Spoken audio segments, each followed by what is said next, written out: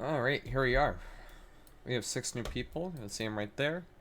Um, we're obviously going to accept them. We have housing for them. We have plenty of resources. We'll have plenty of firewood here in just a minute. So we're going to accept them, bring them in.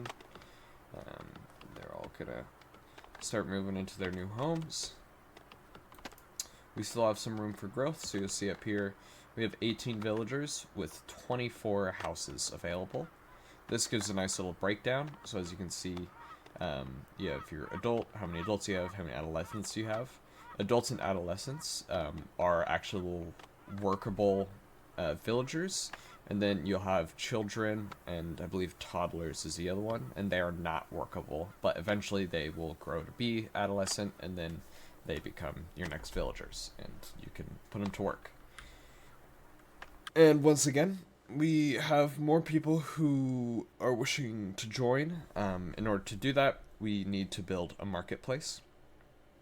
At the moment, we cannot build a marketplace, not for a little while. We need to unlock the saw pit, which we can do as soon as our storehouse is completed. And in order to unlock the storehouse, we need to build the stockyard, which I've paused the construction on it at the moment, just to make sure we have enough firewood for the winter here. And I believe we have plenty. I'm just going to take a little peek. Excuse me. Yeah, I think we'll be okay for the winter. After all, most of these houses should already be stocked with firewood. But here, this is sort of like a 12-month running report. So you can see I came out to produce materials, firewood. I have 140. Only 8 of it has been actually consumed so far. And I'm guessing the rest is just in these houses, waiting to be consumed. Yep, you can see all the firewood in here. And then there should be, yep, there's 66 firewood in the splitter. So we've got plenty for the season at this point, so I'm going to enable construction. Now it has just finished becoming bitterly cold. As you can see, you have this little symbol, and it was very cold, so all the villagers had to stay in their respective shelters. However, now it is warmed up enough to where they can all come back out and get back to work. Okay, and here's fun important to note. So shortly after, we had 4 new villagers who immigrated. So this is once again just that base immigration I'm talking about. Right now we have a wonderful immigration rate, so we're going to get more and more villagers. So you can see now after that 6 and then the next 4 that came in, we have 17 laborers. So they are going to do some work.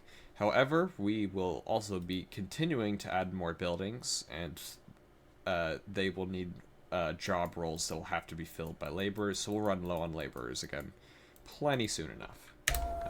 We also have 2 new villagers who are born.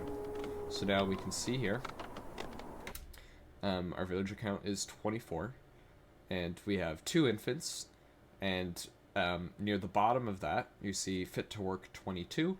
So those 2 infants obviously can't be put to work, but we have 22 people who are able to and who are working at the moment. So our smokehouse is just being finished. This guy is just being built. I want to make sure our villagers keep growing. We keep getting more people. Currently, we won't get much more as we are full. So we're gonna build a few more houses here. Here. I probably shouldn't have expanded it this far. I should maybe keep going this way or this way, just because we're kind of intruding on this deer population. But, you know, it's okay. We're doing good for food, and really I can start adding more fish. I can put another fishery down here, and I can have this job area somewhere over here. So we have plenty of fish resources in this little lake. So, a smokehouse just finished. So now, you know, we can go back to this little statistics bar, this running report from the last 12 months. I'm going to go up to food production, and here I'm going to look down the protein, and you can see for meat and for fish, Not much has been consumed so far. We've produced a lot, but it's already starting to go bad. That raw fish, that raw meat, does not last long. So that number will now start going down as we move into smoked fish and smoked meat being produced. And then the spoilage will be much, much, much less. Alright, our stockyard is now complete right here, which means we can now start doing a couple other things. So, I'm going to build our storehouse right down here. Right there. And soon we'll work on our root cellar. This is a great place for storing food, as it prolongs the durability of your food, so it won't spoil. It'll take longer for the food in your root cellar to spoil. And once this gets built, we can then start building some more resource buildings. Excuse me, we can already start our saw pit because our stockyard was built. So, I'm going to bring our saw pit over here. Once again, as you can see, this does affect the desirability of buildings, so we want to keep this a good distance away. So I'm just going to put this, you know what, I'm going to keep it close to our stockyard. Yeah, let's just toss it right around here. And I'll start working on that one as well soon enough. Okay, we made it to year 2. Doing pretty good so far. We've definitely lowered our food storage a bit from where we started, but we're still doing plenty okay. In general, I say, you know, if you're around 6 months of food storage, that is right where you want to be. Of course, above that is even better. See, it's already jumped up to 9. And our meat smoker has been putting in some good work. So they've already produced 100 smoked meat out of raw meat. They've already produced 40 smoked fish out of our raw fish. So we can change the ratio here, depending on situations. So what I'm going to do here, I'm going to hit R on the keyboard, and this brings up kind of all of my current resources that I have. Plenty of fish, plenty of raw meat. I think I'm going to keep this for now, just because I do have 1 fisher and 1 hunter. Excuse me. So, yep, the storage has been pretty much emptied out. So they're producing a pretty similar amount, 222 a year and 280 meat a year. So, I think that's totally okay. So we'll just keep this ratio to be the same. If I had more fishers, I would probably increase this production ratio to make 2 fish for every 1 meat, or 3 fish for every 1 meat, and then vice versa if I had more hunters instead of fish. So, you know, do production ratio, bump this up to say, hey, make 2 meat for every 1 fish, or 3 meat for every 1 fish. But we just have 1 of each. They're producing pretty much the same amount, so this guy can keep up just fine. Looks like a storehouse is just finished getting built, which is wonderful. So our storage has increased even more. What we can do now, we can hit R again and go back to that menu. And down here has some really great little information. So here I can see the storage of our stockyard and the storage of our storehouse. So you see, obviously they are pretty much empty. There's plenty of space in both for many, many things. At this state in the game, this does not include the storage that's on your wagon. While we are here, let me take a look. Our spoilage is doing okay, so I don't think I'm going to build our root cellar quite yet. However, I think we might start opening our tannery and our cobbler shop shortly after. Once again, keep this away from where you're going to have your buildings. So this one has a pretty wide range, so I got to keep this an extra bit of distance away from stuff. So probably like right over here would be just fine. We're gonna run low on houses soon, so I am gonna pop another shelter up. Once again, I'm not placing these really well for looks or anything. This is just sort of efficiency and just quick placing it down for this tutorial. I am also going to go back. We're going to start running low on stone, and, you know, we're moving along just fine with firewood and everything. They've got all figured out. So I am going to reselect stone. And I'm going to continue to have everybody be chopping down some of these trees, some of the stuff around here. And I'm going to try not expand any farther down this way, at least for a while. I'll probably keep expanding the housing up this direction instead. If you want to look around the map a little differently, if you hold down the scroll wheel, the mouse scroll wheel button, you can rotate it, your map. So, you know, I might start looking at the map like this from now on, because I like having my expansion area below where I'm working. I don't know, it just, that makes more sense in my brain. I'll do something like that. Cool, so that guy's about to be built. Things are getting built pretty quickly now, which is really, really nice. So let's see what else. I think I'm going to start producing more food here. So, I think I can add another fishery here. Remember, the tricky thing is, from this area, there's only so much fish that these people can gather. But plenty from these shoals of fish. So, let's build another fish hut. I just want to make sure we stay on top of our food resources. Once again, I'm not really putting things down to look nice or anything like that. You can set this up however makes more sense in your head, or to make it look pretty, but just for the sake of this little tutorial, I'm just placing things where they're convenient. I am also, at this point, probably going to start our first crop field. So, in general, I think making fields in examples of 5 are the best. So I would either do 5 by 5, 10 by 10, 15 by 15, so on and so forth. And I would definitely start with a 5 by 5 field, because you only need one villager to farm it, and you can get some pretty good stuff out of it. So I'm going to look around. Here we have our fertility screen. You can see this by hitting F on your keyboard. And it should automatically bring it up when you select your farm. So I know I'm going to keep expanding buildings kind of out this way. So I think I might actually build our first farm down here. So our fertility isn't great. It's pretty nice down here. Maybe we'll expand on this area. I don't really love the slope in this hill, but we can deal with that later. So, yeah, why don't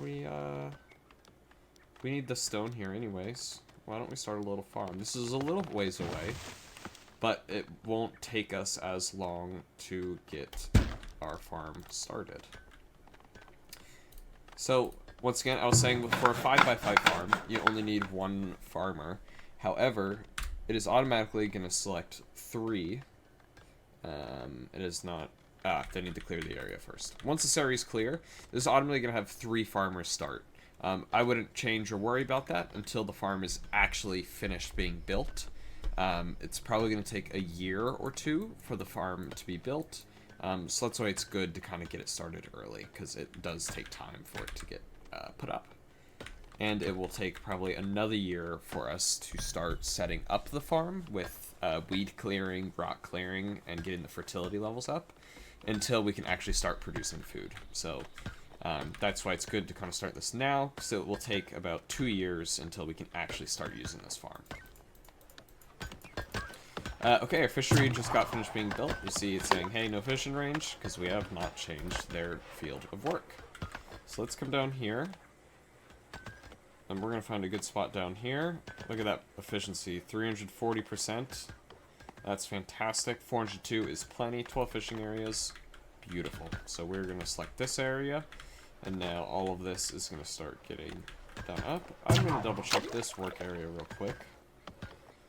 Um, yep, yep, it's still in the spot I like. So when you do this and you move this around, if I just right-click, it will just cancel it and bring it right back to where it originally was. So that's good for like scouting if you can do something in a better area. And if not, just hit right-click and it'll go right back to where it was. As you can see here, our smoker at this stage in the game is making smoked meat and fish faster than it's coming in. So you'll see this a lot early on, this notification. It's not a big deal. They just work very, very efficiently, especially being this close to the fishing and hunter's lodge.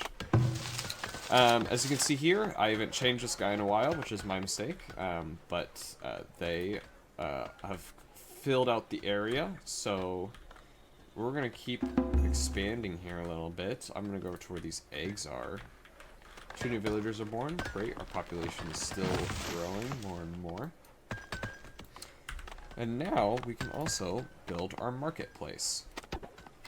So I'm going to move my camera over here really quickly. So I know I'm going to keep building this way. So as you can see, our marketplace, it's important to place this close to where all of your buildings are. I think I'm going to place it here. I know it's out of range of this corner building, but what will happen is in Tier 2, we'll eventually upgrade our market, which increases the range that it can do things at. So I'm actually going to lower this. It's right about here. And because this is about the range where we'll keep expanding, so I'm going to place him here. And on top of that, these 3 buildings are out of its range, and we can relocate buildings. So this is good to kind of do early on, because I still want him to be able to access these 3 buildings we've already built. Right here, we have the relocate building location, so we can click this, and all it takes is some work hours. So you see it's going to be 20 work in order to disassemble it, and it'll probably, I believe it'll be another 20 to reassemble it over here. We're just going to do that with our 3 buildings that were over here, and we'll bring them into the range over here. So what is also kind of a good thing to take a look at is we can click on here, and in this corner, not at the moment, we're doing good, but it will tell you the needs of your villagers. So if there's something you're missing or something like that, it will tell you right here kind of what you're missing and need to work on. Right now we're a bit far ahead, and that's obviously when you're moving houses, you're going to get these housing shortage notifications. That's purely because they got disassembled and they still need time to be reassembled, so don't worry too much about that. So we are going to continue working. As you see, our clothes and shoes could both be increased. We did build our tannery, so they are going to work on making some coats. We did that earlier. Then cobblers are going to use leather and turn it into shoes. I'm actually going to put it right next to that guy there.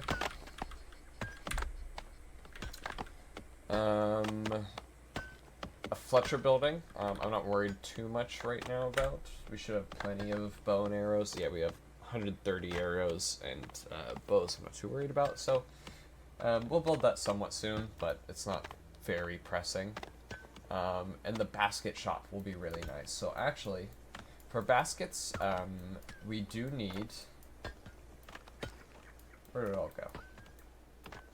Oh, here it is. We do need willow bushes, which is right here. So to get that started, I am actually going to find our herbalist here, the forager. But I'm going to bring them in this area and have them start collecting some of these willows. Because our basket maker will do this. Now, the basket maker is really wonderful because they create baskets. And with baskets, this will increase the carrying capacity of all of our villagers when they have a basket, which is very, very useful. It makes them so much more efficient at moving resources around and the like. So I'm going to place this guy. Yeah, I'm going to place it just over here. It's fine. Once again, we relocated some of our houses here, so we'll be in this range. You can do that with just about any of these buildings. The only things you can't really do it with are farms. So once your farm is built, it's pretty much set in that location. You can expand it, but you can't really move it at that point. So I'm just placing things down. I can adjust them later as needed. That is no big deal. As you see, our hunter's still doing pretty good. Our deer population has not really decreased. We haven't gone too much into their forest area over here. And with just one hunter, he's, only taking out a couple deer a year. So there is plenty of repopulation happening, and we have plenty of supply here. Our fisheries are going hard at work down there. Soon we will have our basket making being done. I seem to be fighting for wood planks at the saw pit. I tend, because I have a good amount of extra laborers, I tend to keep an extra employee at the saw pit. So you can change the amount you have here by just plussing and minusing that. I usually keep around 3. Maybe we'll throw 4 in, because our population's really grown, and we have plenty of people, so they will just produce logs. They'll produce wooden planks out of logs. We have a good amount of logs, a good amount of laborers to keep kind of cutting this area into this area. In fact, I'm gonna probably, ask them to keep doing all of this. But once again, I don't really want to encroach here. I want to keep this deer population nice and happy. You can see now too, our food population is doing super solid. We have no raw meat or raw fish anymore, and we have all smoked meat and smoked fish, which is fantastic. We have 10 months of food supply, and we have now 1 month of spoilage. That's probably just the fruit that's in here. Fruit spoils very quickly until we can build our preservationist, who turns it into preserves, which lasts very, very long. And same with, eventually, we will build our barn during Tier 2, which produces milk. And then in Tier 3, alright, milk goes bad very quickly. But in Tier 3, we can build our cheese maker, which will turn into cheese, which is the longest preserving food in the game.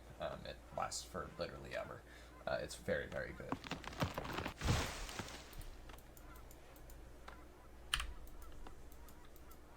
As you can see over here on our farm, they've completed the area, and so now we have plenty of work that has to be done.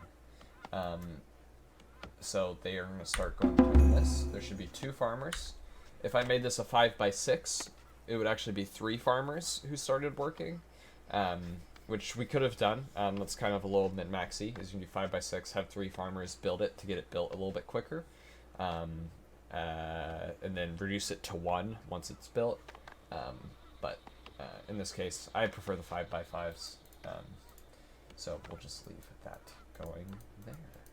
We're going to build some more houses. Once again, just as this number keeps going up, I try and keep at least 6, usually, at least 6 spaces available. I think is a pretty good number to have. So we're just going to place this guy down, place this guy down, and just to keep things rolling here, I'm going to put, excuse me. Place this guy down here as well. Once again, wood planks are behind. This is a battle you'll fight for quite a while. I'm starting to run low on laborers here, so I'm not going to add any more. We'll get an extra one once our farm's built, and I'll take this farmer off. And we're going to lose another one once our market is built, because then we have a grocer, and essentially at the market, the grocer is providing sources to all of these shelters so that our other villagers don't have to provide sources for their own shelters. It makes them more efficient, and in turn, he taxes them, and we get gold over here, which will be important later for trading, and building certain buildings and upgrading things. We need gold, and so for every house, it gets taxed a certain amount. And so that's just a good way to have some income there. But we'll go over all that once we're actually started. Right now, we have these two buildings that are fighting for resources. I'm going to prioritize this one. I'd like to get our market started. We'll get more villagers. We start our gold income. It's just more important in general in my book than the basket maker, who is also really nice to have, but this is just more important. So I'm going to get this as our priority built. So as wood planks, it will fill in.